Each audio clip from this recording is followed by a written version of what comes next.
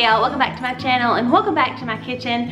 So in today's video, I thought we would take a look back at our top 5 favorite recipes from 2021. These recipes might just be my favorite, maybe they were my family's favorite, or maybe they just had the most feedback from you guys when I initially shared the video.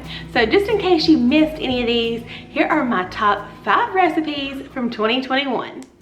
First up, we have braised short ribs, the perfect comfort food meal. So first, I'm just dicing up 1 whole onion, 3 whole carrots, and 2 whole shallots. Next, I have about 8 short ribs. I'm just going to salt and pepper those really well, and then dredge each one in flour and then set aside.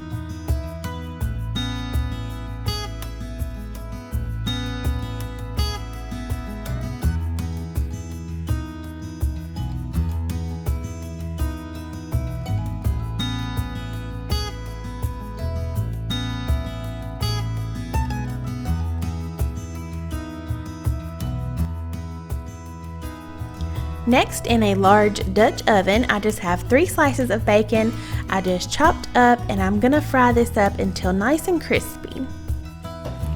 When all of that bacon is crisped up nicely, I'm just gonna remove that from my pot, set aside, but I'm gonna leave the bacon grease in my pot.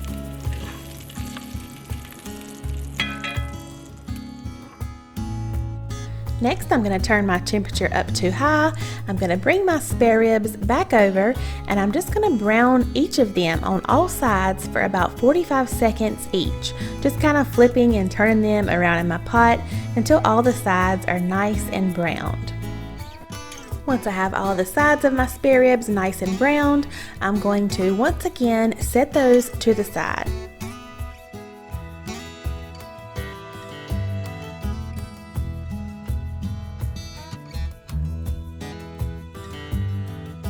Next to my Dutch oven, I'm just going to bring back all of those veggies that we chopped earlier. I'm going to saute those just for a couple minutes, and then we're also going to add 2 cups of red wine.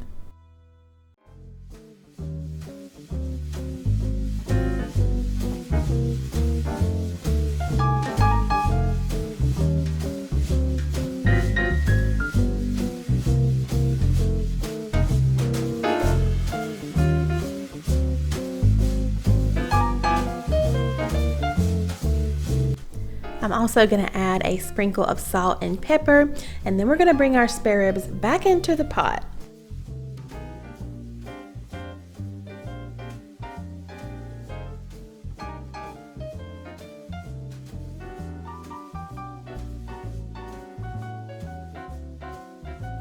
Next, we're going to add 2 cups of beef broth. We want the broth to almost completely cover the ribs.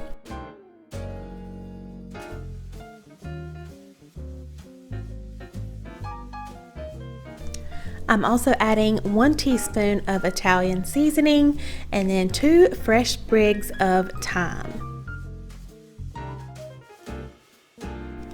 Lastly, we're going to add our chopped bacon back into the pot.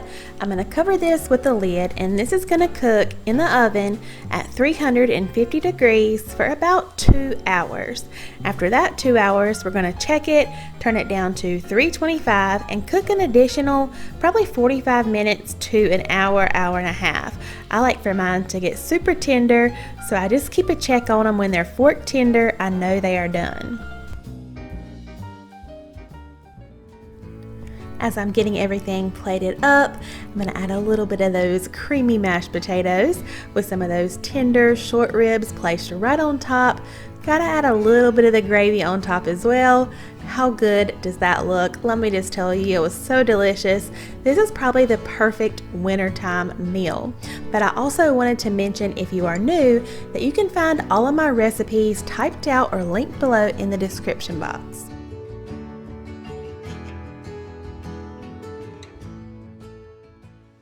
Next up, we have lemon blueberry cobbler. This one was definitely a hit with you guys, and I left our review at the end of this clip. It was just amazing.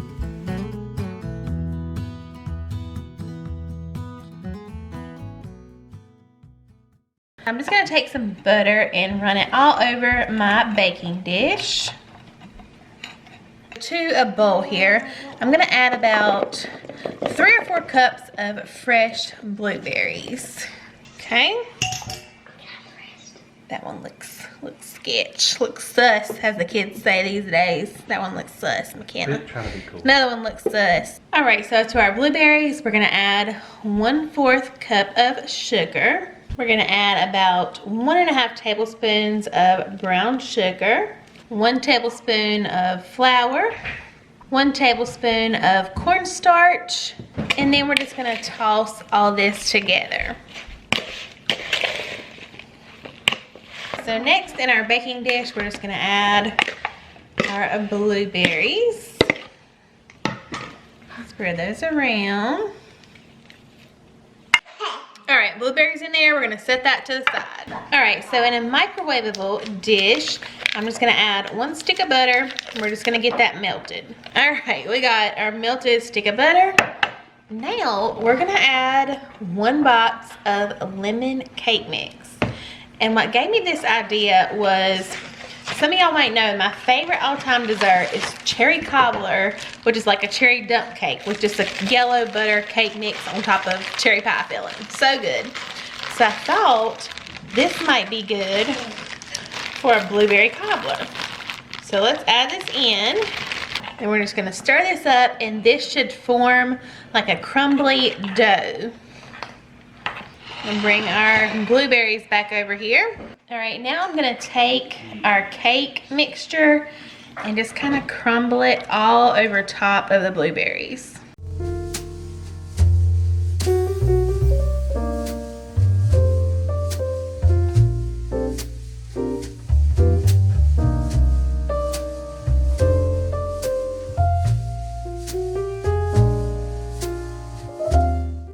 All right, lastly, I'm just gonna take my cinnamon sugar.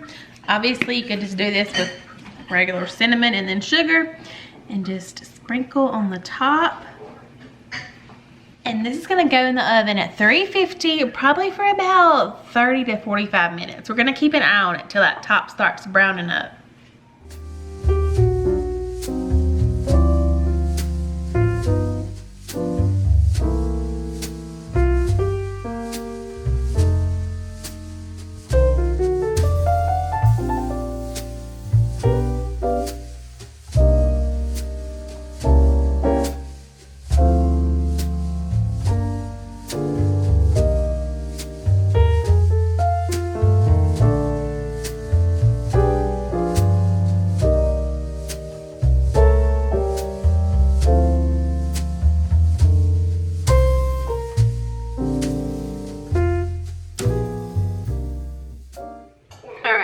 Everybody said it's good, but let's try. I don't know what is up with my lighting right now. So we did the blueberry, the lemon cake. We got some vanilla ice cream in here. Sorry about the lighting. Let's try it. That is so good. Let me get some more blueberry. That is so good. That is so freaking good, y'all. Oh my gosh, that's good. The blueberry and the lemon cake together, and a little bit of cinnamon. This seriously might contend with my cherry cobbler. I ain't lying. I think it's better than a cherry cobbler. Theirs tastes better. For right now, yeah, too. Next up was a family favorite, chicken broccoli Alfredo stuffed shells.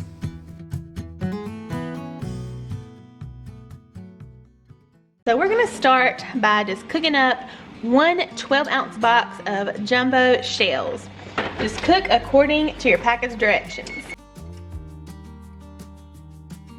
So our shells are done cooking. We're just gonna take them out and set them to the side on a pan to let them cool, and so they won't stick together, so that way we'll be able to stuff them. Now I just have 2 egg yolks in a small bowl, and I'm just gonna give those a little whisk. Now I'm just using the same pot that I boiled my pasta in. I'm adding 3 tablespoons of butter. We're adding about 3 tablespoons of minced garlic. We're gonna add 1 cup of heavy cream.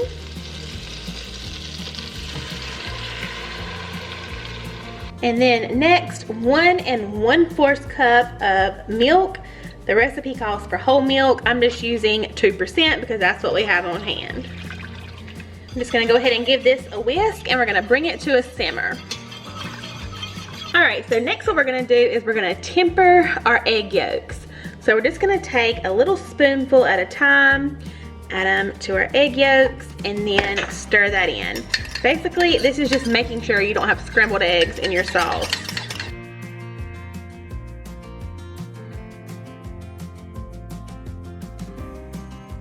Now we're just gonna slowly add our egg yolks to the rest of our sauce, and we're just gonna continue to whisk. So we're gonna go ahead and remove this from heat. I already have it turned down. Let's go ahead and move it over. All right, so already in this bowl, I have measured out 2/3 a cup of shredded Parmesan and about 1/4 cup of mozzarella. Now we're just gonna sprinkle this in to our sauce and continue to stir that until all this cheese is melted.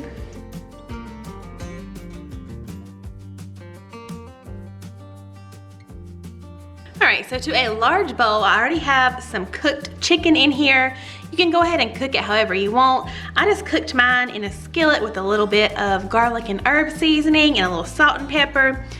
So we're gonna add our other things to this bowl. Next, we're just gonna add in about 1½ cups of chopped fresh broccoli. Next, we're gonna add about 1/2 cup of our Alfredo sauce right in with the chicken and broccoli. Now we're just gonna toss all this together.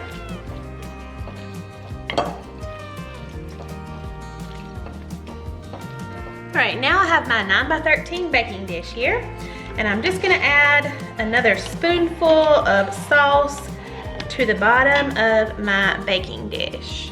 And now I have my broccoli and chicken mixture over here, and my shells over on the side that are nice and cool, able to handle. So I'm just gonna start stuffing them. If some falls in, it's no big deal.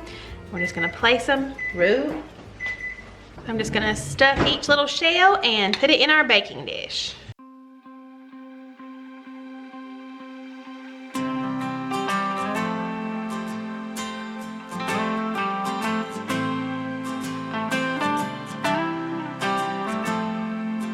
All right, now that I have all my shells filled, I'm just gonna pour over the remaining Alfredo sauce.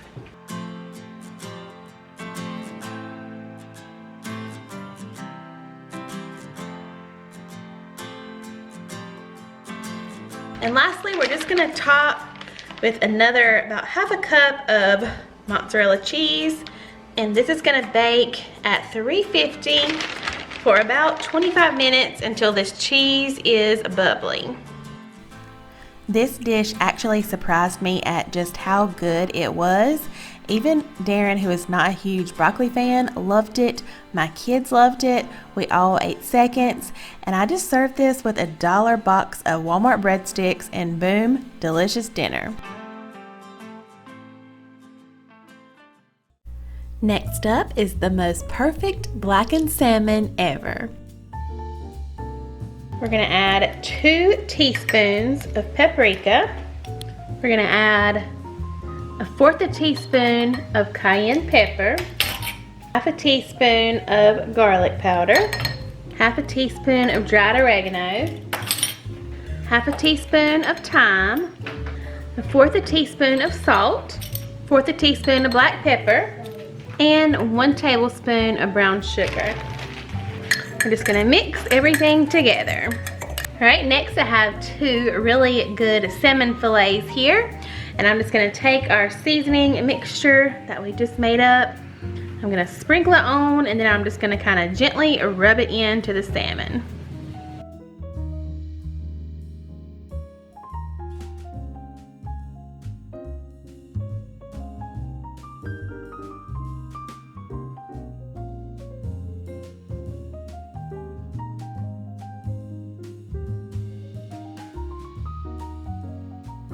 Alright, so we are just gonna cook our salmon at 385 for about 8 minutes. So I am gonna go ahead and spray the inside of my basket with just a little olive oil. And then I'm gonna spray the tops of these salmon with a little bit of olive oil too. I don't know if y'all can hear that sizzling, but this looks and smells so good, and it only took 8 minutes. Let's get it on a plate. All right, let's give it a try. Oh my gosh, so juicy, and it looks perfectly flaky. Look at that. That is amazing. Next, we have butter swim biscuits. These were another favorite of you guys, and these were like the easiest things ever to make. All right, now on to these butter swim biscuits. So I'm just putting 2.5 cups of all-purpose flour into my bowl here. We're gonna mix up our dry ingredients. And let me just tell y'all, I ended up adding another 1/2 cup. So I actually added 3 cups of all-purpose flour. Of course, I will have the recipe linked down below. You guys can go follow that. Next, you add 4 teaspoons of baking powder. It calls for 4 teaspoons of sugar, but I only added 3 because I didn't want them to be overly sweet, and they were perfect that way. So 3 teaspoons of sugar and then 2 teaspoons of salt. Once you have all that in your bowl, you're just gonna whisk up your dry ingredients.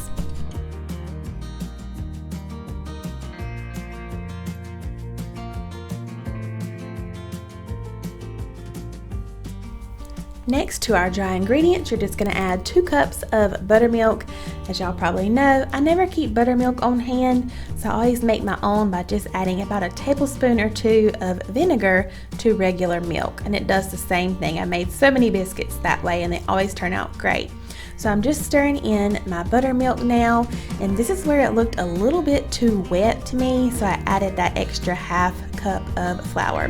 Next, we're taking a whole stick of butter. I'm putting it in my glass 8x8 dish, melting that in the microwave. When that comes out, all we're gonna do is pour that biscuit dough right into this pan. And now you can see why they're called butter swim biscuits. They're literally swimming in this butter. We're also gonna bake these at 450 for about 25 minutes. And the recipe calls for you to kind of score these biscuits into 9 biscuits.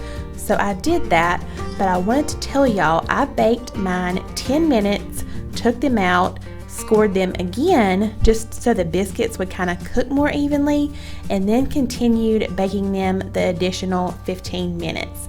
You bake them until they are golden brown, and oh my gosh, just wait until I pull them out of the oven and you see this butter floating on top.